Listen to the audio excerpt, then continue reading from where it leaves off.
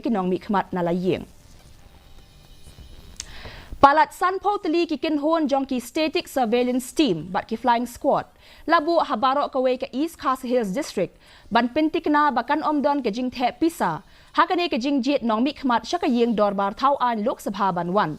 u election returning officer u balong ru u deputy commissioner ka East Khasi Hills u SC Sadhu laong bahakani ka kinti ke jing pai khmat kalong ban te lakam ya ke jing panbam pisa bat ki we ki jing ai ban khring ya kinong the vote ulayat ho ru banalor jong ki SST bat ki flying squad lawan ra ru ya ki perton shipai naka Central Armed Paramilitary Forces haka district haba jubab ya ki jing kali usadhu ulayat ho baga jing yo kem ya ka pisa haka dika kenti kala kiu bha namar ka jing la ban trekam bha jong kini ki kinhun. We have, as per the mandate of Election Commission, we have across the district, we have deployed 51 static surveillance teams, the same number of flying squads and video surveillance teams. On top of it, CAPF has been deployed and our sector magistrates and joint magistrates also continuously watching the